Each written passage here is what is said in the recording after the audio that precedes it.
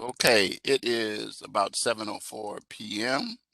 and it is Tuesday, November the 30th, 2021. The last day in November. There is no 31st in November. Tomorrow we head toward December. Well, we had we're in the 50s today here in Chicago. And we have 50s tomorrow too, I'm told. So I don't get excited about that because I know what December is bringing for us, and then the beginning of the year, January, is going to be even worse. So, all right. I want to first of all remind everybody that I grade heavily on. Um, yeah, I hear you. No cold or snow is fine with me too, Denise. Yeah. Um, I um, grade heavily by the rubric. So I do encourage you, as I say every week, to pay close attention to the rubric. That is the difference. And one of the big differences in the rubric that is not followed is credible sources, which means citations in the body and references at the end. You should have a cover page and you should have a reference page. Regardless of the format of the assignment, you should always have that. Always remember that many people lose points because they have no citations. They'll have references, so it's not citations or references, it's straight citations and references. Very, very, very, very important. I have some APA information in the course. The second thing I want to tell you is that we are in week four, that's four, and that we have crossed over to the second half of the course, and that we have 2 full weeks left and then a partial week. That the course ends on the 17th of December, as you will see from the calendar that I'll be sharing in just a few minutes as well. Okay, let's go to the video. Let's share not the video. And here we go. Okay, so you can see messages, your grade book, discussions, and let's take a look at the calendar. And I like to do it from the month view. And you can see where we are. This is it for the 30th. Your initial post is due tonight. Your reply post is due the 4th of December, which is Saturday. And then your live lecture is taking place right now. So now after that, starting with the next week, we are in December. Okay. So your written assignments are due Sunday the 4th. That's your live class, and then your quiz also. And notice there, when I said 2 full weeks, I mean this week and this week and this week, and then this is a partial week. And the course absolutely ends, as I said, on the 17th. Any assignments that's submitted after 11:59 p.m. Central Standard Time will be the 18th. And I don't care how good they are, I can't even grade them. I don't even try to grade them. I have to block the grade from being calculated into your, and it comes out as a 0 because of the fact that I have no other way to do this unless you follow the proper procedures for an incomplete.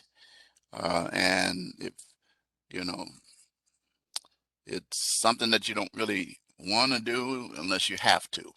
So, and then I have to discuss with you whether or not I'll grant it, and we'll see where we go from there. But don't rely on that. Let's get this over with. so you can enjoy your Christmas break, because otherwise you're going to have to cut into it. So that's the calendar. Let's go back to the course and let's look at the posted announcement again for week 4. We're going to talk about drug-related criminal activity, law enforcement perspective, chapter 6 and 7 of the text. I sent you the PowerPoints to help you out with preparing for the quiz. I also asked you to look at the activities combating drug trafficking organizations, which we will do, law enforcement response to heroin epidemic, and then it reminds you the lecture is taking place tonight at 7:00 p.m. Central Standard Time. Your discussion assignment forfeiture. The initial post repeating again will be due tonight, and your reply post due Saturday. Finally, you have your written assignment policies to reduce and prevent drug-related crime and the quiz. And all written assignments are due on Sundays, except as we get to the end. And then take time to complete the mid-quarter student survey if you haven't already. And then remind you about my motto, adversity is the springboard to success. And if you haven't had a chance to, it is based on this announcement here, which is not an assignment, but it's something to give you something to chew on, to see that I understand that you're going to have challenges, that all of my students have challenges, but that I'm willing to work through them with you, as that's how I got where I am. Reminding you again that looking at the syllabus, here it is.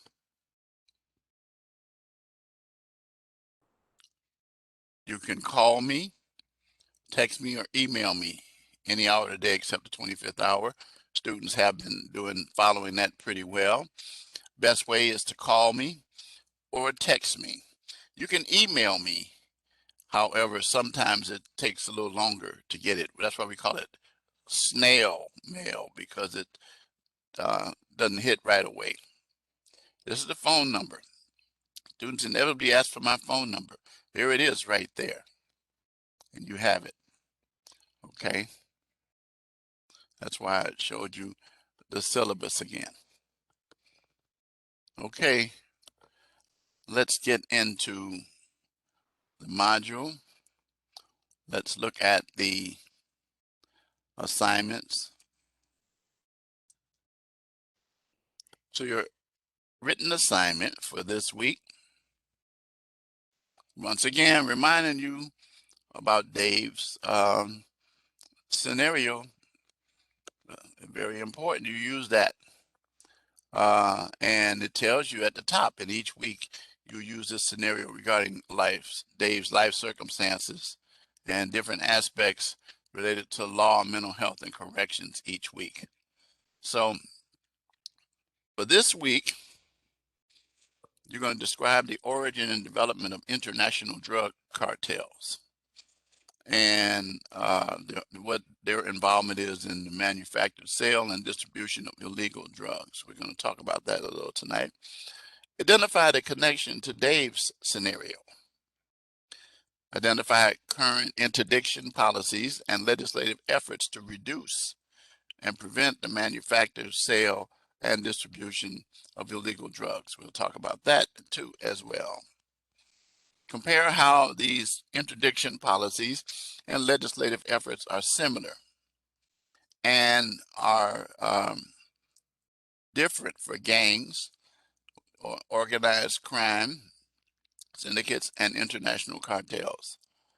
Provide an example of an interdiction policy or a legislative effort for each of these: gangs, organized crime, syndicates, and international cartels. It's going to require some research, as always. It says at least one credible source. You've heard me say it over and over.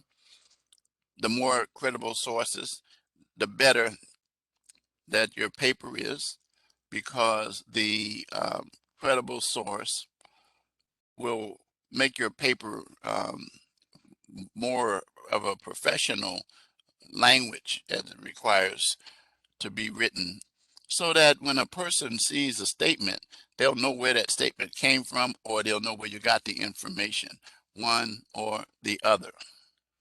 And so APA format, we've already talked about it, but I'll say it again: citations in the body and references at the end.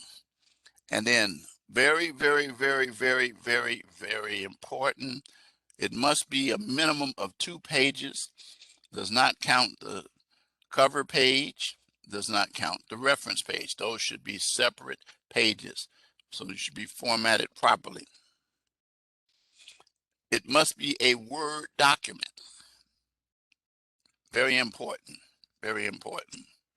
And I do run all your papers through Grammarly, and if the percentage of material that you get from your research is higher than the information that you provide yourself and analyzing the issues, then you will get hit with a Grammarly issue. And you don't want to do that, because you'll lose that percentage of grade, regardless of what the rubric says. So let's take a look at the rubric. Once again, the column that I read from is all of them. The column that I want you to work from is one of them. Which one is it?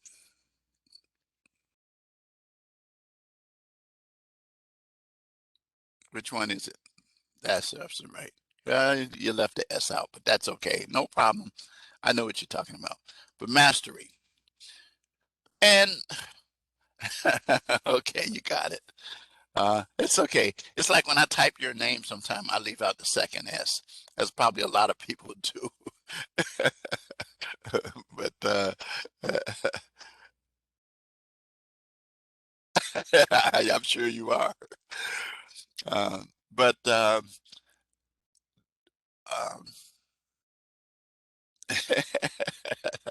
no problem.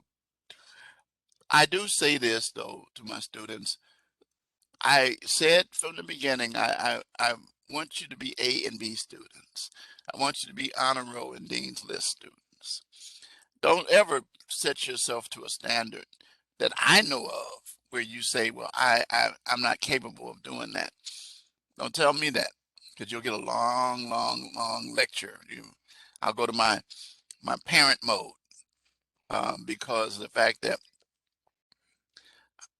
you want to get a job. You want to be a good professional. And why are you in class? To get A's or B's, C's or D's? No. You're in class so you can learn the information that will make you into a professional in the field that you choose to desire. But we make sure you're well-rounded. So this course, Drugs and Crime, is very important to criminal justice in all aspects of it. And I'm going to share a few things with you that I just found out in the media this past week. But mastery. So we're going to talk about international cartels. International cartels. You know, I had one student, and this student picked up the format of taking and using what the criteria was. They used that as a little caption on the side, and then would write 1 or 2 paragraphs, or sometimes 3, depending on what they wrote about it. Remember, it's double spaced, so that it was easy to see that information. And then they would do the same thing for each section of rubric. You know what that student got consistently throughout the whole course? Because of the fact that they consistently covered the requirements and laid it out, and it was very easy to read. Is they had citations for each one of these sections, and then a reference page at the end, a cover page. So that's an organizational format that I suggest to some students. So mastery on the international cartel, exemplary description of the origin and development of international cartel, drug cartel, and the sale and distribution of drugs, with supporting details. Now, notice when it says supporting details, that is another way of saying citations or research that you've discovered concerning that. And so it's in connection with Dave's. Notice if you go all the way to the end, emerging, it says missing supporting details. So you see how you can easily jump from 100% to 55%. Then the next one, interdiction policies and legislative efforts, and the information literacy. What all that really means is you're going to identify the policies and the legislative efforts to reduce and prevent the manufacturing, sale, and distribution of illegal drugs. What the attempt is, and then thorough details. This time they do say credible sources, but once again, it says the same thing. And know if you don't have any, you end up over here. Comparison.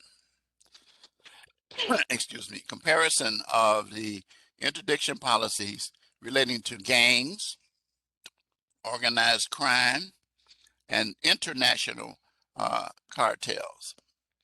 Thorough details of similarities and differences. Then you deal with the example for gangs. Same thing. Syndicate, organized crime, international cartel, and then you made us, you have credible sources throughout the paper. Very important. If you have no credible sources at all, you're going to end up over here. Okay. So any questions about the assignment at this time?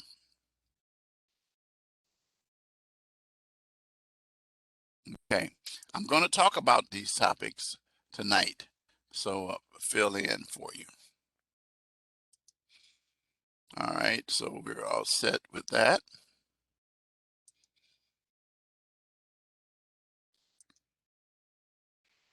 Discussion, forfeiture. Now, a student brought to my attention something today, and I see what they did.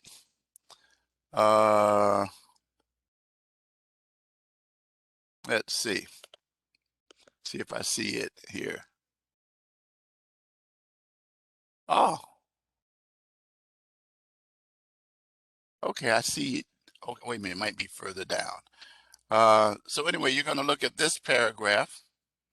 And so for your post, you're going to learn more about the arguments in support of and against seizure of assets associated with drug crimes. And you're going to use this scenario here along with this. All right. And then Sally is 25 years and currently employed as a cashier. All right. The reason why I said there was some issues, and maybe they fixed it, I don't know, is that Mary's name was involved. Oh, here it is right here. Yeah. See, for your first post, identify 2 arguments in support of forfeiture. Next, identify the property or terms you believe can be lawfully forfeited as associated with or obtained in connection with Mary's illegal drug activity. Now, in this paper, in this situation,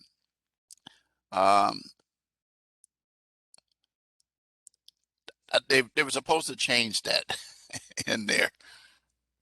Just use Sally instead, because a student brought it to my attention. I'll have to tell them that they should have changed the name from Mary's activities to Sally's illegal drug activities. So I had a student call me and says, Professor, I don't see anything about Sally in the scenario. And I said, yeah, that's what used to be.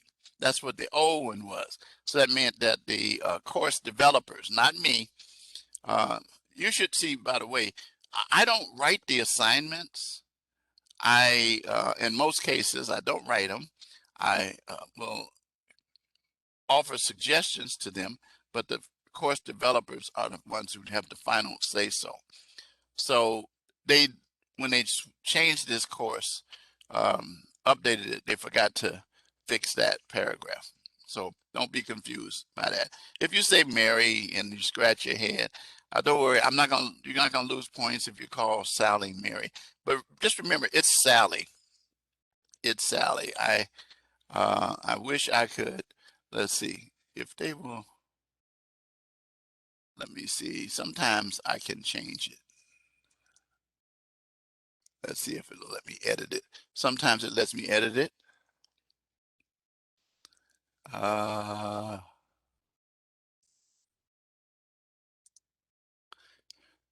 let's see.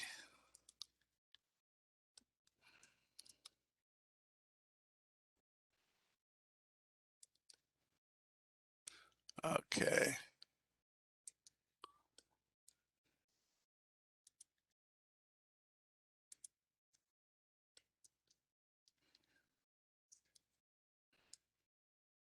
I think I took care of that.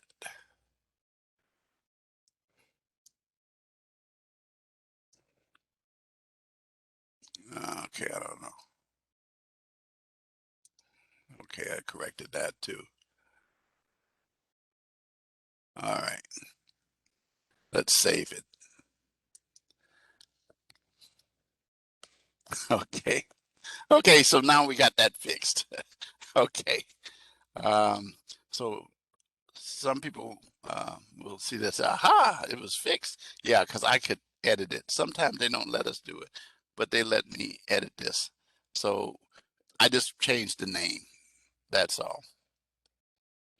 All right. So for your first post, identify 2 arguments in support of forfeiture programs. Identify the property or items you believe should be lawfully forfeited, associated, or with or obtained in connection with Sally's illegal drug activity, and the factors involved. So that's pretty clear. Any questions about the discussion format now? Now we got Mary out of there. You good?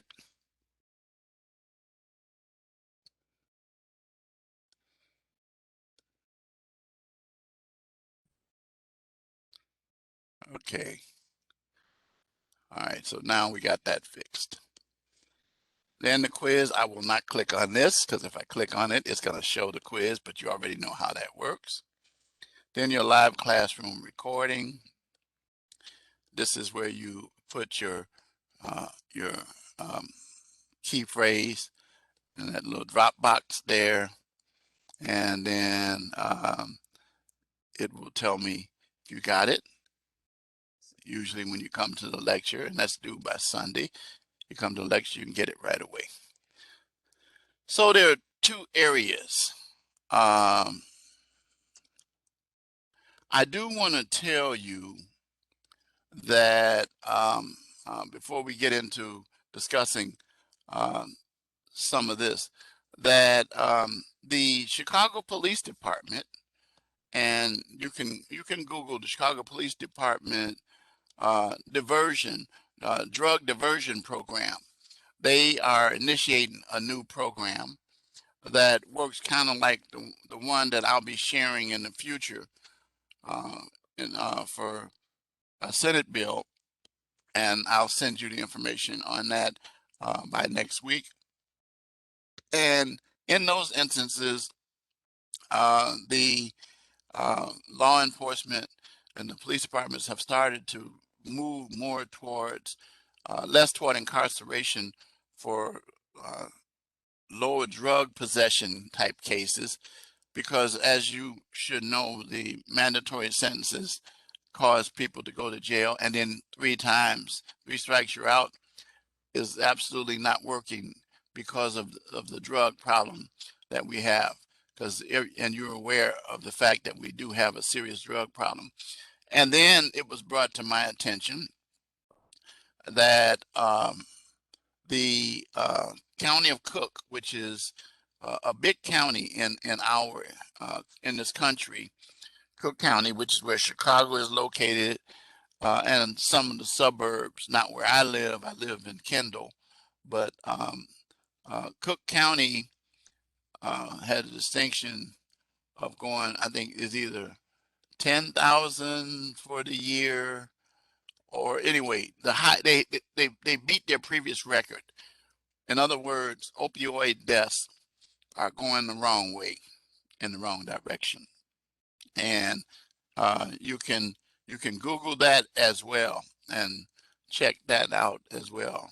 I did have an article that I'll see if I can locate and email it to you after this session.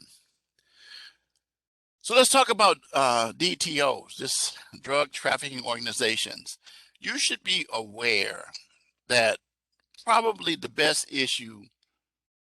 solution to solving this issue of um, drug trafficking is take away the business. And if you take away the business, that means you got people that won't use the drugs, the product. It's like any other business that people don't support it, it disappears or it goes away. But because, as you and I both know, the addictive aspects of the drugs that are out here in the streets, the uh, heroin and um, the opioids and even the marijuana out here, there's always business for these organizations. So in the meantime, until we get that done, we have to understand where this stuff is coming from. Maybe we can, I don't say that we stop it, but we might try to slow it down. And it's all over the world. And it's big business, big money. And you're talking about players like Mexico and China as two of our primary suppliers of drug trafficking, or where a lot of the DTOs. And it talks about that these drug trafficking organizations provide opium and heroin, and they add to cut it so that it stretches fentanyl and carfentanil. And carfentanil is a synthetic drug, and it's a prescription drug prescribed by physicians, and it's a sedative. And it's a sedative. Carfentanil is a sedative used for large animals like elephants. Now, think about this, what I've said so far, that what is taking place, that these drug trafficking organizations are putting out on the streets is not only the drug that's dangerous, but other items that are not good for your body. And the effects of these things we'll talk about a little bit. But it is important for you to understand that there's a very good article here by Whalen and Spiegel dealing with the Chinese fentanyl crisis, and how people are taking these things and ODing and dying from them.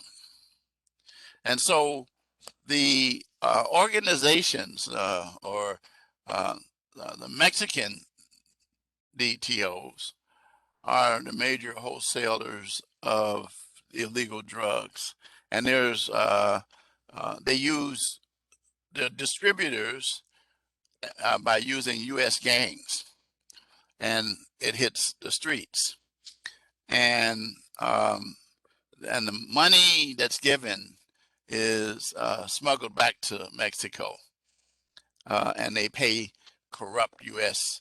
and Mexican border officials. In order for this to work well, there has to be some corruption involved. If there were um, individuals who were not corrupt, it would stop immediately.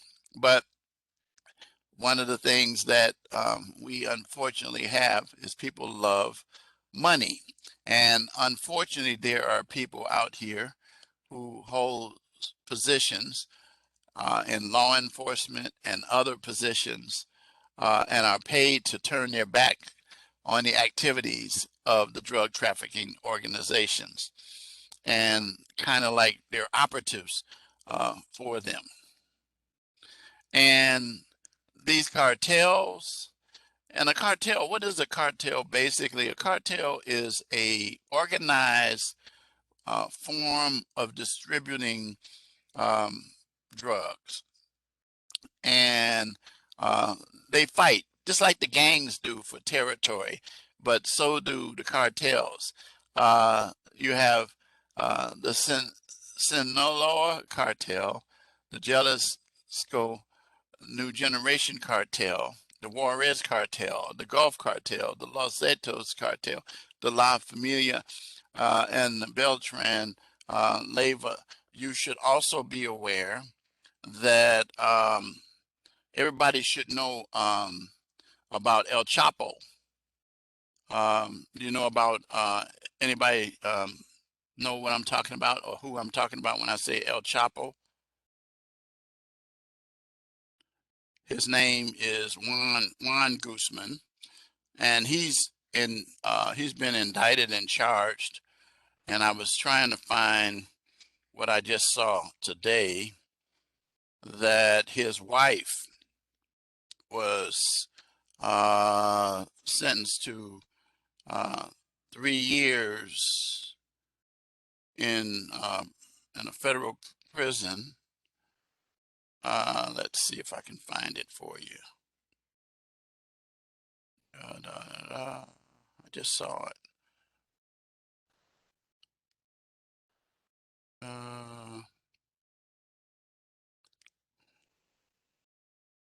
Because it just came out today. It literally was on CNN. Well, anyway, uh, his sons are also actively operating the organization. But are you familiar with El Chapo or Juan Guzman? Anybody you've heard that name before?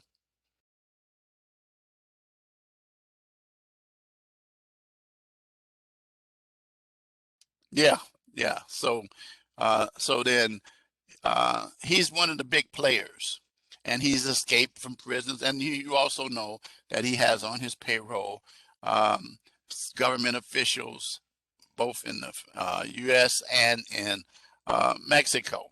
And you also should be aware that there's violence involved there, and that as a result of that, you'll find that people are being killed, and there's violence that goes with that as well.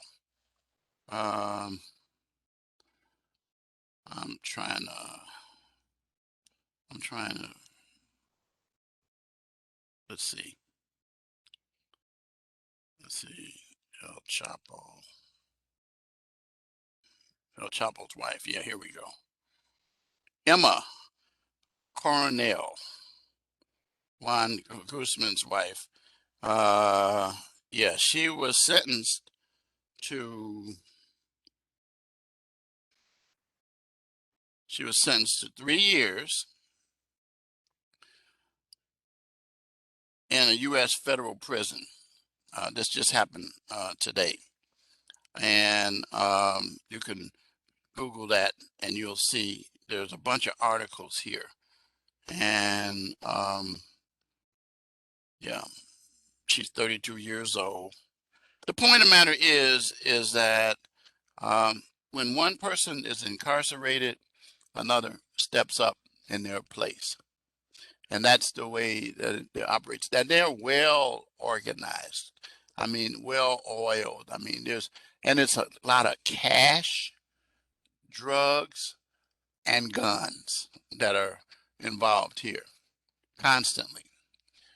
So the DEA, or the Drug Enforcement Administration, is the lead organization in our country that has agents throughout Mexico and in other countries conducting investigations, dealing with buys. They also work in conjunction with the organizations of law enforcement within the area, such as the DEA works with the Mexican enforcement agency that's involved as well. Unfortunately, there are holes in it because of what I just said earlier. So that's the way that it works. So law enforcement agencies use informants, undercover officers, buy bus, and wiretaps to deal with these organizations and try to infiltrate them. But it's not very easy, should I say, because of the fact that there is money. And they work together to dealing with the countries. And if you can stop it, it will end it. But as you and I both know, it's not working very well. So these are what I call the soldiers out there to try to combat it. Then you have joining the DEA, the Bureau of Alcohol, Tobacco, and Firearms. And that's because of the fact that there are weapons, as I said earlier, involved. And then we also have the Department of Homeland Security, which you should know started in 2011 after the September the 11th bombing that took place that took the World Trade Center towers down, September the 11th, 2001. And so these organizations work together. DHS works with detecting narcotics and money crossing the border. They work together with the Border Patrol agents, and the Border Patrol agents pretty much work through DHS, Department of Homeland Security, and work together with local authorities, state troopers, local police, and others. When I was a police officer on a lower scale, and this was before September the 11th, so there was no DEA, there was DEA and there was ATF, but there was no DHS. And we worked with the feds, we worked with the county, we worked with the state to set up buys and busts, and I was involved in some of those type of activities. Very, very, very, very dangerous. And so it's an effort that it's like trying to, as they say, operate with pest control. That's the closest example I can think of. They come up with new ways. They come up with, and you can see right here, just by looking at the map here, some of the cartels that are shown here. And then how all across the country, this was in Mexico here, but the influence of the Mexican organizations in all across the United States, from the West Coast to the East Coast, to the North to the South, all the way down. And so it's a never-ending battle. But there are students of mine who end up I had one student that I think went to DEA, and very, very, very, very strenuous, tough job.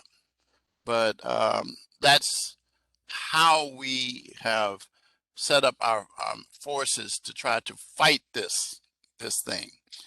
I call it the militaristic aspects of dealing with drug distribution. Any questions about DTOs? Okay. Been some bad dudes. That's all I can say. So now let's talk about law enforcement response. And we're going to look at this video before we end. Law enforcement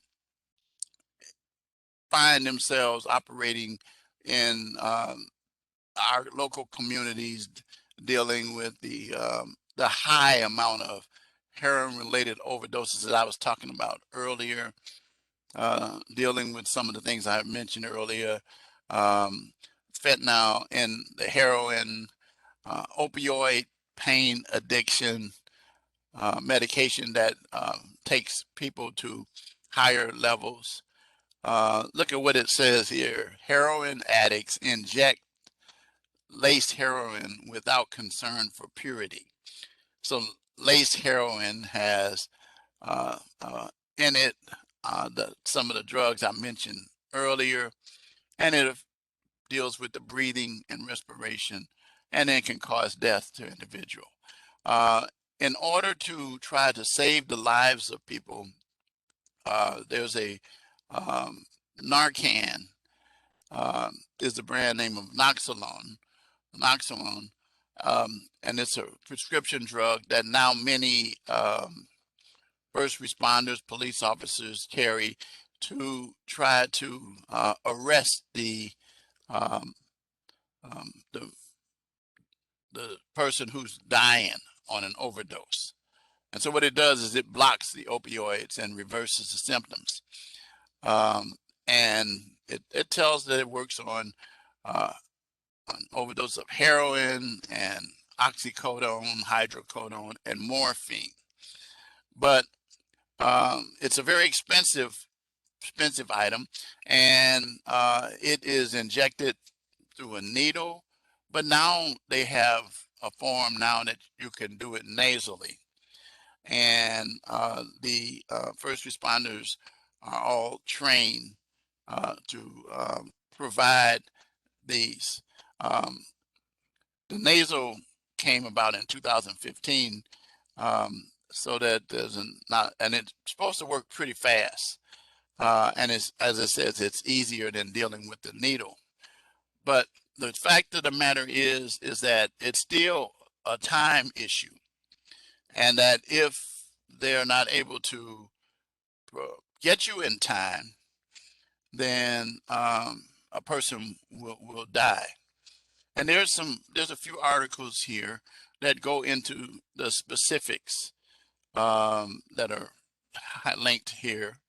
One, the FDA, and then another one, drug kits that save police dogs from opioid overdoses, because you know what's happening. They're like my dog. My dog is always sniffing, and they'll sniff it and then sometimes even swallow. And then also, there have been instances where police dogs have stepped on needles, and they've had to apply Narcan. You also remember a few weeks ago we talked about the Travis Scott concert down in Houston, that there was an example given of a law enforcement officer who was stabbed in the neck with a needle, and it apparently was some kind of opioid or heroin or something, but they had to use Narcan to save that officer's life. So we have these things around us to help us. So we're going to talk in next week about some more of the specifics about drug deflection and things of that nature, and I'll be sending you information about that. Again, in the meantime, if you begin to take a look at the Chicago Police Department deflection program, and you'll be able to see that across the country now what law enforcement is doing. But I'll elaborate on that next week. So let's conclude with, I want to bring up this video. It's not a very long video. I think it's, so I'm going to take off my headset and I'm going to put the words. And if you have trouble hearing, let me take off. Yeah. Okay.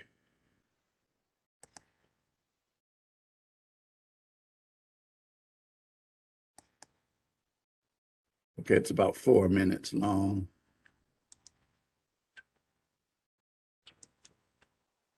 Prescription pills and opiates is definitely becoming an increasing problem that we see, not only involving the crimes that investigate actual drug diversion, but it involves other things too. People start committing other crimes when they start seeing, the need that they have to get these drugs. I think the worst part of it is that it's starting at, kids with a very young age. Kids that are, middle school even are starting to find out what these pills are, and they might think it's fun at first. And then, you talk to them a year, 2 years later, and you realize it's a different story.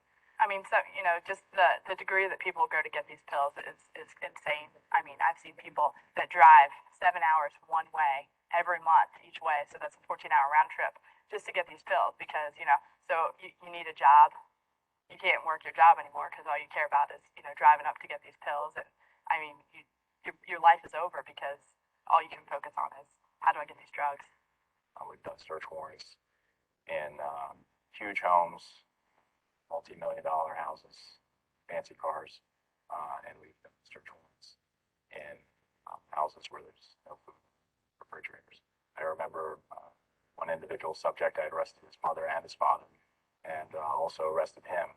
He was injecting Oxycontin as many as 35 a day intravenously, and he was using creek water just out of a local stream because he was living out in the woods. Everybody thinks they pop a few pills, it's no big deal. You young kids out there, you better just be very, very aware of what's going on with these pills.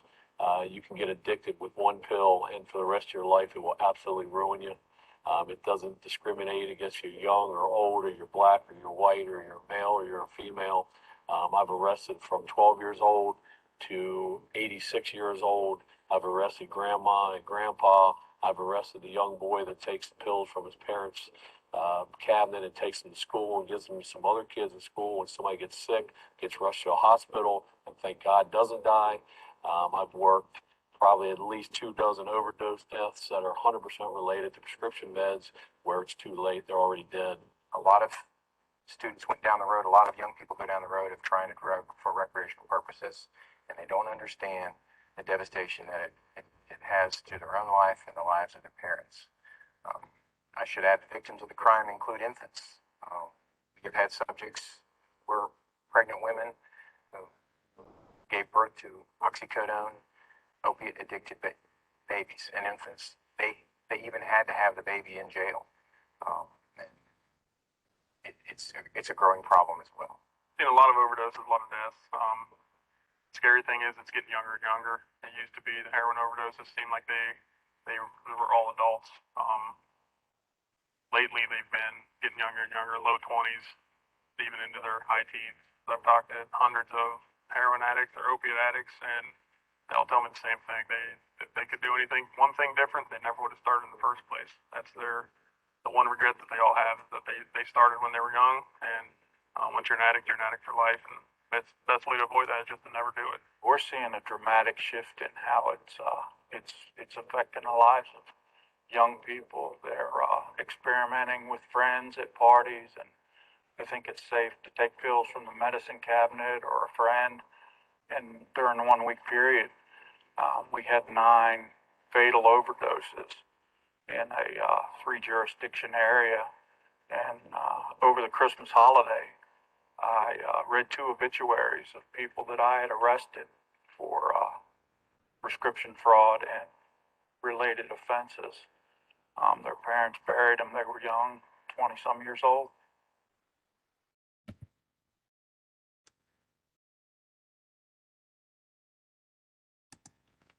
So you can see that is a serious problem here. Um, it's something that you're going to deal with in law enforcement as a first responder, and um, the most interesting thing about it is that it can uh, happen in grammar schools. My daughter, who's in middle school, 8th grade, uh, came home and told us that the police raided some lockers at their school. This was last week or a week before last. They had drug sniffing dogs and they found drugs in the lockers of 8th graders. I've even heard from teachers, they not just the middle schools, but the elementary schools. And these kids are getting them. Even from the, like as they said, going into the medicine cabinets in the house. We're at a point where you have to lock your medication away, those kinds of things. And it's really something. And there are so many people who wish that they could deal with correcting the issue, but um, you can. Um, you all remember, have you ever heard of the DARE officer? You ever heard of the DARE officer?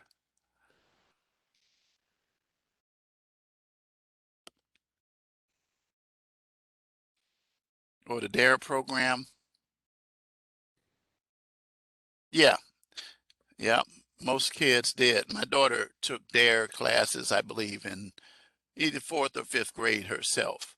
And they talk about the dangers, like many of these things that you just saw talked about in this video. But boy, if you think this video is something, next week we're going to have a longer video. It's going to be a very short lecture because I want to make sure that you see this video, Chasing the Dragon. It is, and this is a small portion. It lasts almost an hour or so, but it is so devastating to see what happens. And so anyway, we will be talking about, like I said again, what law enforcement is doing to try to help individuals. So uh, again, we talk about the pandemic. Well, put that together with the drug epidemic that we have, and it's affecting our kids.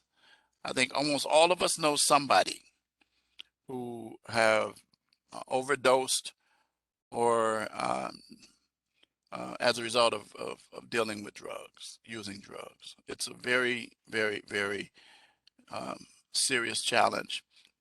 And so it's one that we in law enforcement and criminal justice have to face up, starting back from the statement that I made early on in the course, and I make it constantly, that it's called drugs and crime for a reason. It's because drugs lead to crime, and individuals commit crimes to support their drug habits. I sound like a broken record, but that is absolutely the reality of it. And then we should recognize and reduce it to a health crisis, because that's what it is, and we'll be talking more about that next week. And so with that, any questions before we adjourn for the night?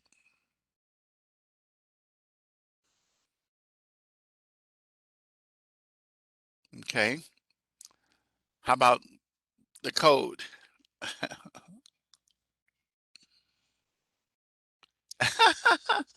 Okay. Well, since we've been talking about DTOs and we're talking about the problems of trying to stop drugs through the DEA and those organizations, it brings me to the point as to what can we do to help individuals. Education is one thing, but there's a tool that I talked about today that is used by first responders, and it's used by um, police officers, um, emergency um, medics, EMAs. It's called Narcan. Narcan. That's the key phrase for today. Narcan. Narcan. Give me that. And you might want to do some research and look at that a little bit as well. Okay. It's good, but it can only go so far. It's a time is of the essence type of drug. Okay, where you reverse the effects of opioids and heroin and those type of things. All right, so I will see you next week, week 5, at next Tuesday. In the meantime, get your assignments in. If you have any questions, feel free to reach out to me. Thank you again for coming out, Denise, and spending this last hour with me. I hope that you've gained some information that clarifies some of the things in the module and clarifies the issues and the assignments themselves. That's my goal. Okay, good night. See you next week. All right.